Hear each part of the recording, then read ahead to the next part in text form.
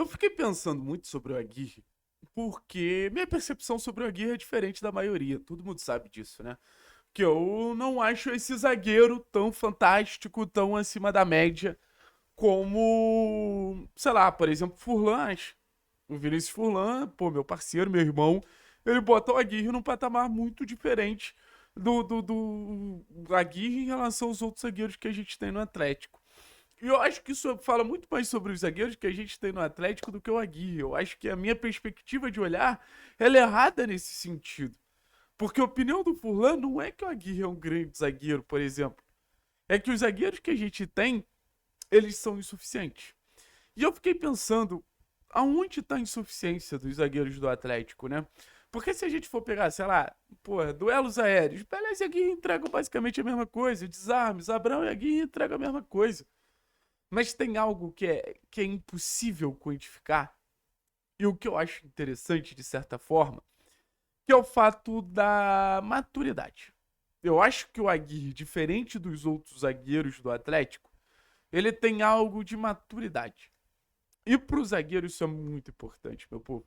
E pro zagueiro isso é muito relevante. Você ser um jogador que você conhece basicamente os caminhos do campo. E a impressão que eu tenho do Aguirre é essa. Não é um fenômeno, é um zagueiro que tem limitações, é um zagueiro que eu, de certa forma, não considero um perfil que o Atlético naturalmente precisaria. Mas é um zagueiro maduro, ele entrega um pouquinho mais de presença, ele entrega um pouquinho mais de experiência, de cuidados que você precisa ter, sabe? Ele sabe lidar com o atacante, ele sabe lidar com uma arbitragem, ele sabe lidar com o goleiro. E agora a gente volta a ter o Juan Felipe Aguirre como um zagueiro que fica à disposição do técnico da Helma. E aí entra o debate. Qual é a zaga ideal do Clube Atlético Paranaense? E se a gente for parar para pensar num cenário que o Atlético não tivesse nessa crise desgraçada, que o Atlético ele tivesse um mínimo de estabilidade, para mim a resposta ela seria muito simples. A zaga ideal do Clube Atlético Paranaense seria Beleza e Arthur Dias. Zagueiros jovens, zagueiros de boa mobilidade, zagueiros de boa construção. Tudo que o Atlético ele quer é revelar zagueiros desse perfil, porque é o perfil que mais chama atenção no mercado. E acho que são jogadores que merecem ter um cuidado, são jogadores que merecem ter uma atenção, são jogadores tecnicamente que eu particularmente acho que são bons, assim. Só que, cara, o Aguirre ele pede passagem ao natural, né? O Aguirre ele pede passagem ao natural. E eu acho que num processo de mudança que o Atlético ele deve fazer ao longo da Série B, que é se tornar um time mais reativo, o Aguirre ele se torna ainda mais útil, ainda mais importante, ainda mais relevante. Porque a gente vai precisar de um rebatedor a partir do momento que a gente joga em bloco baixo. A gente vai precisar de um líder defensivo, porque quando você é mais atacado, você precisa de orientação o tempo inteiro, você precisa de indicadores ali o tempo inteiro. Ah, não, se posiciona assim, se posiciona assim. E a gente imaginou que, pô, até encerrar a carreira, esse líder seria o Thiago Heleno. Mas parece que o Juan Felipe Aguirre assume o papel de Thiago Heleno ali no momento da zaga do Atlético. Porque poderia até ser do Léo esse papel desse zagueiro líder, desse zagueiro acima da média, desse zagueiro com capacidade de, pô, comandar a zaga do Atlético. Só que o Léo, a carreira do Léo é muito difícil.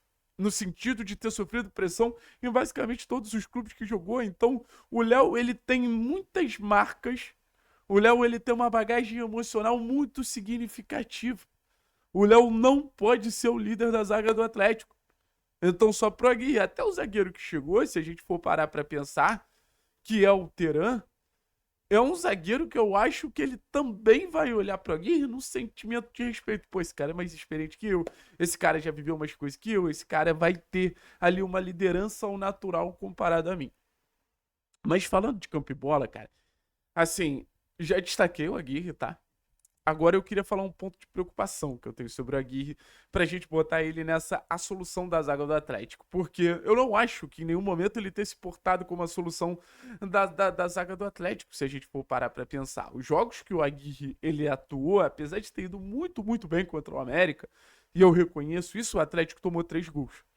E eu acho que isso é um indício muito claro de o que eu falo pra vocês constantemente, pô.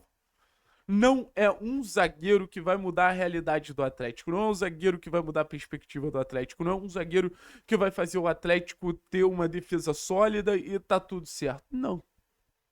O que vai fazer a defesa do Atlético se tornar uma defesa minimamente segura são comportamentos defensivos que hoje o Atlético claramente não apresenta.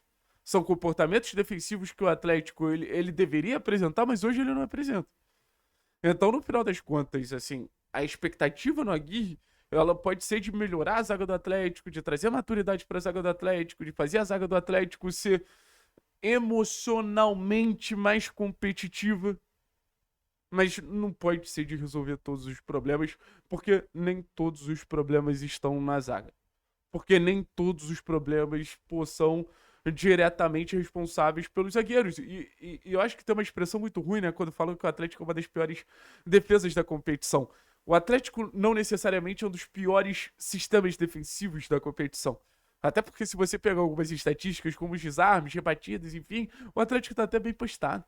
O Atlético ele é uma das piores defesas.